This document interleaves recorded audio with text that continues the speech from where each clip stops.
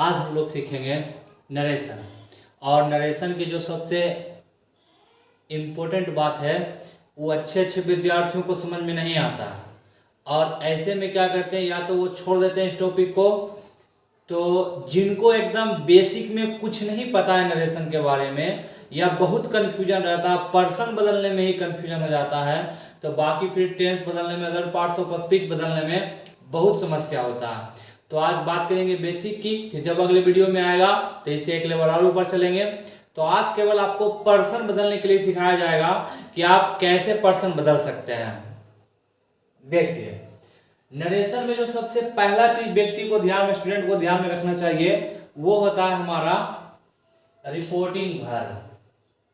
अगर reporting verb के बारे में जानकारी नहीं है तो आप बिल्कुल भी पता नहीं लगा पाएंगे कि नरेशन बनाना कैसे है। तो रिपोर्टिंग वर्ब कहाँ रहता है, तो याद रखिएगा, रिपोर्टिंग वर्ब रहता है इन्वर्टेड कॉमा के बाहर। जैसे देखिए, यहां से इन्वर्टेड कॉमा शुरू हुआ है तो ये हो गया इन्वर्टेड कॉमा के अंदर वाला सेंटेंस, ये हो गया बाहर वाला वाक्य। तब इसमें से आई से टू हिम में आपको पता करना है कि रिपोर्टिंग वर्ब कौन है। तो इन्वर्टेड कॉमा के बाहर वर्ब आया है कौन, से। तो इन्वर्टेड कॉमा के बाहर जो वर्ब रहता है उसको रिपोर्टिंग वर्ब कहते हैं। रिपोर्टिंग वर्ब आपको पहचानने में गड़बड़ाना नहीं है, गड़बड़ा जाइएगा तो फिर गड़बड़ा जाएगा। क्लियर हो जाइए कि इन्वर्टेड कॉमा के बाहर जो वर्ब दिया हुआ रहता है उसे कहा जाता है रिपोर्टिंग वर्ब। अब देखिए, रिपोर्टिंग वर्ब आप जान गए कि इन्वर्टेड कॉमा के बाहर में रहता है। उसके बाद क्या करना है हमको बनाते समय, उसके बाद हमको क्या करना है, देखना है कि रिपोर्टिंग वर्ब के बाद ऑब्जेक्ट आया है कि नहीं आया है। तो देखिए, यहाँ रिपोर्टिंग वर्ब के बाद ऑब्जेक्ट अगर आया है तब से बदल जाएगा टेल में, सेज बदल जाएगा टेल्स में, और सेड बदल जाएगा टोल्ड में। प्राय आप मान के चलिए कि रिपोर्टिंग वर्ब के अगर बगल में कुछ लिखाल है तो वो ऑब्जेक्ट का ही काम करता है। रिपोर्टिंग वर्ब के बगल में अगर कुछ लिखाल है तो किसका काम करेगा, ऑब्जेक्ट का ही काम करेगा। अब देखिए, तो पहला चीज जान गए कि रिपोर्टिंग वर्ब रहता है इन्वर्टेड कॉमा के बाहर में। दूसरा बात याद रखना है कि अगर रिपोर्टिंग वर्ब के बाद ऑब्जेक्ट आया है तब बदलना है। से को टेल में, सेज को टेल्स में, सेड को टोल्ड में। और अगर ऑब्जेक्ट नहीं आया है तो ये तीनों नहीं बदलेगा। से का सेड आ जाएगा, सेज का सेज आ जाएगा, सेड का सेड आ जाएगा। ऑब्जेक्ट आएगा तब तो बदलना है। रिपोर्टिंग वर्ब के बाद ऑब्जेक्ट नहीं आया है तो नहीं बदलना है। दूसरा रूल देखिए, दूसरा रूल में क्या करना है कि टू को आपको हटा देना है। जैसे यहां देखिए टू आया है, टू को हटा देना है। तीसरा रूल में इन्वर्टेड कॉमा को डैट में बदल देना है। यहां देखिए इन्वर्टेड कॉमा शुरू हो रहा है, इसके बदले लिख देना है क्या, डैट लिख देना है। मेन काम देखिए यहां से शुरू होता है, चेंज ऑफ पर्सन से। यही व्यक्ति को बनाने में दिक्कत होता है। तो इसमें देखिए इसका आसान रूल है, SON सन, 1 2 3, 3 बेटा, ऐसे भी याद रख सकते हैं।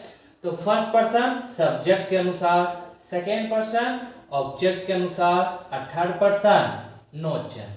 एन मतलब समझना है, नो चेंज, थर्ड पर्सन बदलता नहीं है। अब देखिए बनाते हैं हम। तो बनाने में हमको ये इस वाले चार्ट की आवश्यकता पड़ेगी जो आप प्रोनाउन में पढ़े होंगे, नहीं भी पढ़े हैं तो यहाँ पर देखिए लिखा हुआ है।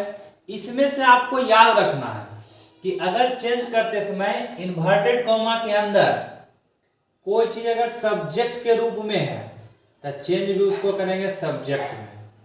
अगर कोई चीज ऑब्जेक्ट के रूप में है तो चेंज भी करेंगे ऑब्जेक्ट में। और अगर कोई चीज हमारा पजेजिव एडजेक्ट, इसको इधर लिख देता है, क्लियर से साफ समझ में आएगा। अगर इधर सब्जेक्ट है तो इधर भी बनाना पड़ेगा हमको क्या, सब्जेक्ट। इधर ऑब्जेक्ट है तो इधर भी बनाना पड़ेगा ऑब्जेक्ट। इधर अगर पजेजिव एडजेक्टिव है तो इधर भी बनाना पड़ेगा पजेजिव एडजेक्टिव। और इधर अगर आ गया हमारा पजेजिव प्रोनाउन तो इधर भी बनाना पड़ेगा पजेजिव प्रोनाउन। अब देखते हैं इसको। पहला काम था, पहले तो आई लिख देते हैं, उसके बाद देखना रिपोर्टिंग वर्ब। तो रिपोर्टिंग वर्ब है कौन? से। तो से के बाद देखिए ऑब्जेक्ट आ गया कौन? हिम। जब ऑब्जेक्ट आ जाएगा रिपोर्टिंग वर्ब के बाद तो बदलना है, से बदल जाएगा किसमें? टेल में। यहां लिख देंगे टेल। फिर टू को क्या करना है? हटा देना है, तो टू हट जाएगा, फिर बच गया कौन? हिम। इन्वर्टेड कॉमा के बदले देखिए लिखा हुआ किसको प्रयोग? किसका? डैश का। अब बारी आता देखिए पर्सन बदलने की। तो यू याद रखिएगा, आई और बी का जितना भी प्रूफ है, यानी कि इसमें देखिए आई, माई, माई, मी, बी, आवर, आवर्स, अस, आई और बी वाला जितना है सब रहता फर्स्ट में, यू वाला जितना रहेगा सब के रहेगा सेकेंड में, यू, योर, योर्स, यू। इसके अलावा ही, सी, इट, दे, इसका जितना रिलेशन है सब रहेगा थर्ड में। अब यू देखिए, यू रहता किसमें? सेकेंड पर्सन में, और सेकेंड पर्सन बदलता किसके अनुसार? ऑब्जेक्ट के अनुसार। तो यहां देखिए यू आया है, सेकेंड पर्सन है, बदलेगा ऑब्जेक्ट के अनुसार, ऑब्जेक्ट है कौन? हिम। अब देखिए यहीं पर आदमी और बोला जाता है, यहां पर यू देखिए काम कर रहा है सब्जेक्ट का, हिम काम कर रहा है क्या? ऑब्जेक्ट का। जबकि हम देखिए लिख दिए हैं इधर सब्जेक्ट तो इधर भी सब्जेक्ट, इधर ऑब्जेक्ट, सॉरी, तो इधर भी ऑब्जेक्ट, इधर पॉजिटिव एडजेक्टिव तो इधर भी पॉजिटिव एडजेक्टिव, इधर पॉजिटिव प्रोनाउन तो इधर भी पॉजिटिव प्रोनाउन। अब देखिए इधर आ रहा है सब्जेक्ट और ये है ऑब्जेक्ट यानी कि इसको भी हमको बनाना पड़ेगा हर हाल में क्या? सब्जेक्ट, तब ना सब्जेक्ट सब्जेक्ट बराबर होगा। जब भी बराबर करना है तो इधर वाला से बराबर करना है, जितना भी इधर आएगा सबको इधर वाला बराबर कर देना, यानी कि इधर सब्जेक्ट है तो इधर भी सब्जेक्ट चाहिए। अब देखिए इधर यू है और इधर है हिम, तो ये सब्जेक्ट है और ये ऑब्जेक्ट है। अब हम बदलेंगे कैसे? तो इसको बदलते हुए देखेंगे कि हिम जो आया है तो ऑब्जेक्ट है, इसका सब्जेक्ट क्या होगा? तो हिम का देखिए सब्जेक्ट, हिम तो काम करता है ऑब्जेक्ट का, इसका जो सब्जेक्ट है मिलता है क्या? ही। यानी यू के जगह अब हम लिखेंगे क्या? ही। फिर देखिए कैसे ही लिखा गया। अब देखिए दोनों तरफ बराबर हो जाएगा, इधर हमारे पास था यू, इधर हमारे पास था हिम। यू काम कर रहा सब्जेक्ट का, हिम काम कर रहा ऑब्जेक्ट का, बराबर नहीं है। तो हिम का देख लिए सब्जेक्ट क्या है? तो ही। अब बराबर हो गया दोनों साइड सब्जेक्ट, बराबर जैसी होता है लिख देते हैं, फिर ही के साथ लगेगा इज। अब देखिए यहां आ गया माई, तो अभी लिखा है कि आई बी वाला जितना रहेगा सब फर्स्ट पर्सन में, जैसे आई के साथ देखिए माई आया है, तो आई बी का जितना रिलेशन है सब के सब रहेगा फर्स्ट पर्सन में। तो फर्स्ट पर्सन बदलता है किसके अनुसार? तो सब्जेक्ट के अनुसार, ठीक है लिखा हुआ है। अब आते हैं देखिए इसमें, यहां पर आ गया है माई। अब माई को आप जब देखिएगा तो माई रहता है किसमें? पॉजिटिव एडजेक्टिव में। अब बदलता है किसके अनुसार? सब्जेक्ट के अनुसार। तो इधर देखिए पॉजिटिव एडजेक्टिव, अब आई आता है किसमें? सब्जेक्ट में, बराबर है नहीं। तो इसको भी बनाना पड़ेगा हमको क्या? Positive adjective. तो आई का पॉजिटिव एडजेक्टिव फिर देखिए क्या मिलता है? माई ही।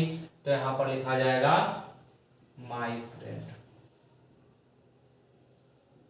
बन गया हमारा। कितना इजी है, थोड़ा सा खाली आपको पर्सन में ध्यान देना है, और इतना आसानी से समझा दिए हैं कि हमको अब नहीं लगता है कि अब फिर कंफ्यूजन होगा। एक एग्जांपल और लेते हैं, बस वहीं तक आपका बेसिक कॉन्सेप्ट क्लियर हो जाएगा इसका।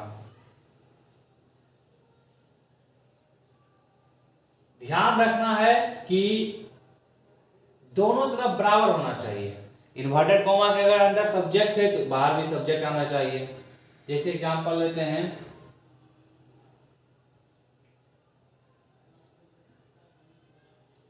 यू से to me I am his friend. अब देखिए फिर शुरू करेंगे। तो यू का हो जाएगा यू। अब आपको देखना, देखिए से आ गया, तो से काम कर रहा है किसका, रिपोर्टिंग वर्ब का। और रिपोर्टिंग वर्ब के बाद कुछ लिखा ले, तो देखिए मी आ गया, तो समझ लीजिए क्या है, ऑब्जेक्ट है। तो से बदलेगा, से बदल जाएगा किस में, टेल में। दूसरा रूल बताएं, टू को क्या करना है, हटा देना, फिर लिखना है क्या, मी।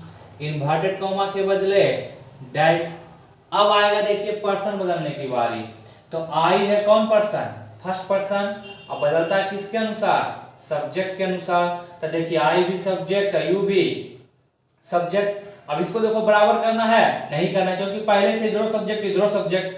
तो बाहर वाले को क्या करेंगे, लिख देंगे यू, यू के साथ लगेगा आर, फिर लिखाएगा हिज फ्रेंड। तो ये है हमारा बेसिक कॉन्सेप्ट।